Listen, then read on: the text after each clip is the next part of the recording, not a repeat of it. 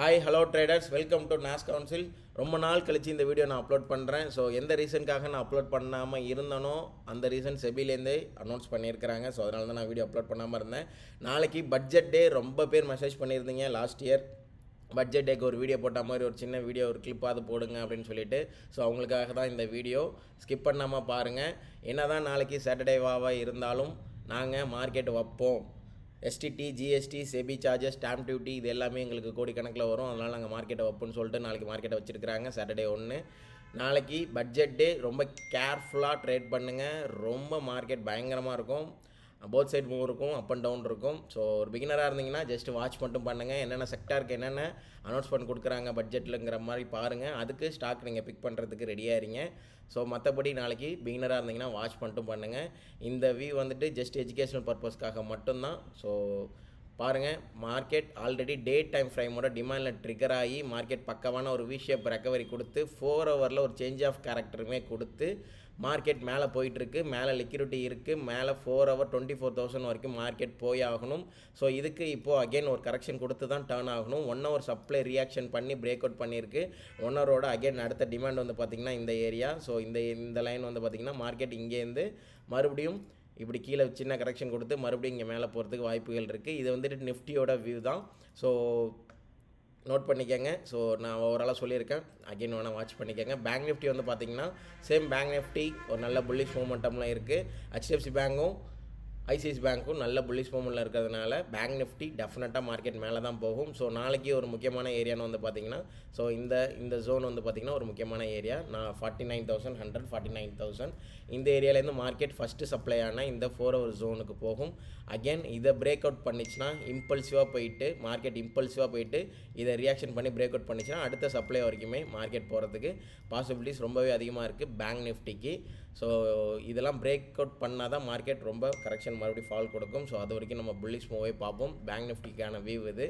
So ஓவராலாக நம்மளோட Nifty 50 ஸ்டாக்கான ரிலையன்ஸோட stocks வந்து பார்த்திங்கன்னா ஆல்ரெடி ஒரு டே டைம் ஃப்ரேமோட சப்ளையில் தான் ரிலையன்ஸ் நிற்கிது. ஸோ அகெயின் இந்த ஜோன் ரொம்ப முக்கியமானது. இந்த ஜோன் ரொம்ப முக்கியமானது. ரிலையன்ஸோட வியூ இது தான். டிசிஎஸ் வந்து பார்த்திங்கன்னா டிசிஎஸும் மார்க்கெட் ஒரு புல்லிஷ் மூவில் தான் இருக்குது. மார்க்கெட் அகெயின் இந்த ஜோன்லேருந்து 4250 வரைக்கும் மார்க்கெட் போய் ஆகணும். ஸோ ஸ்வீப் பண்ணி ஒரு கன்ஃபர்மேஷன் கொடுத்துருக்கு. இங்கேருந்து மார்க்கெட் டிசிஎஸ் இவ்வளோ தூரம் மார்க்கெட் போய் ஆகணும். இன்ஃபி வந்து பார்த்திங்கன்னா சேம் இன்ஃபி சேம் அதே தான், சேம் சார்ட்டு தான். அதே மார்க்கெட் ட்ரிகர் ஆகி மார்க்கெட் 1917 வரைக்கும் மார்க்கெட் போய் ஆகணும். அந்த கேப்பை ஃபில் பண்ணி ஆகணும். ஐடிசி வந்து பார்த்திங்கன்னா ஐடிசியுமே போத் சைட் மூவ் ஆகிறதுக்கு பாசிபிலிட்டிஸ் இருக்குது. ஸோ இது ஒரு சப்ளை 452 அங்கேருந்து மார்க்கெட் பட்டுச்சுன்னா அங்கேருந்து மார்க்கெட் கீழே விழும். இல்லை மார்க்கெட் இங்கேருந்து கரெக்ஷன் வந்துச்சுன்னா இந்த டிமாண்ட்லேருந்து மார்க்கெட் மேலே போகும். ஐடிசி கண்டிப்பாக நாளைக்கு பட்ஜெட் டேயில் ஒரு இம்பேக்ட் இருக்கும். போத் சைட் மூவ் தரத்துக்கு பாசிபிலிட்டி இருக்குது.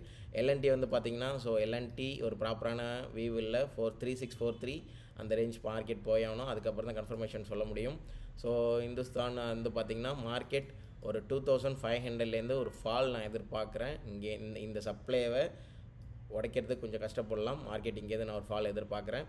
ஸோ ஹெச்டிஎஃப்சி பேங்க் பார்த்திங்கன்னா ஓவரால் இப்போ இருக்கிறது நான் ஆல்ரெடி சொன்னது ஒரு சப்ளை தான். ஸோ இந்த சப்ளைவை ரியாக்ட் பண்ணி உடச்சிட்டு மேலே இந்த சப்ளைக்கு போகிறதுக்கு பாசிபிலிட்டிஸ் ரொம்பவே அதிகமாக இருக்குது ஹெச்டிஎஃப்சி பேங்க்கு. ஸோ மறுபடியும் ஒரு சின்ன கரெக்ஷன் கொடுத்துச்சுன்னா இந்த டிமாண்ட் ஃபோக்கஸ்டாக இருக்கணும்.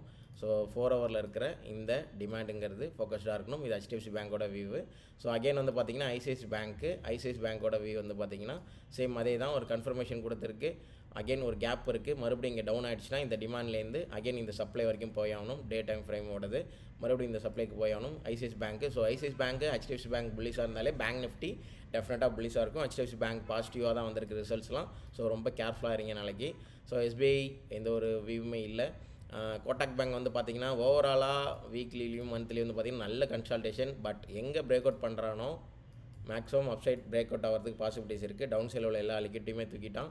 ஸோ மார்க்கெட் மேலே உடச்சிட்டானா பயங்கர ரேலி கொடுக்கறதுக்கு பாசிபிலிட்டிஸ் இருக்குது. நாளைக்கு ஒரு நல்ல ரேலி கொடுக்கறதுக்கும் பாசிபிலிட்டிஸ் இருக்குது மார்க்கெட் கோட்டாக் பேங்க்கு. இண்டஸ்இண்ட் பேங்க் வந்து பார்த்திங்கன்னா மார்க்கெட் கீழே வரணும், ஹையர் டைம் ஃப்ரேமோட டிமாண்டுக்கு வரணும். அதுக்கப்புறம் தான் அதோட என்ட்ரிஸ் எல்லாமே. இப்போதைக்கு இண்டஸ்இண்ட் பேங்க்கில் எந்த ஒரு என்ட்ரியுமே இல்லை. ஆக்சிஸ் பேங்க் வந்து பார்த்திங்கன்னா ஒரு டே டைம் ஃப்ரேமோட டிமாண்ட் ட்ரிகர் ஆகிருக்கு. மறுபடியும் பார்த்திங்கன்னா ஒரு லோயர் டைம் ஃப்ரேம் சப்ளை உடச்சிட்டு மார்க்கெட் மேலே போய் ஆகணும். இந்த சப்ளை உடச்சி பாடி க்ளோஸ் பண்ணிட்டானா மறுபடியும் இங்கேருந்து நல்ல மார்க்கெட் மேலே போகிறதுக்கு பாசிபிலிட்டிஸ் இருக்குது. இதெல்லாம் பேங்க் நிஃப்டியோட ஸ்டாக்ஸு. நாளைக்கு கொஞ்சம் கேர்ஃபுல்லாக ட்ரேட் பண்ணுங்கள். பிகினர் ட்ரேட் பண்ணாதீங்க. பிகினர் ரொம்பவே கேர்ஃபுல்லாக ட்ரேட் பண்ணுங்கள். தேங்க்யூ. பாய்.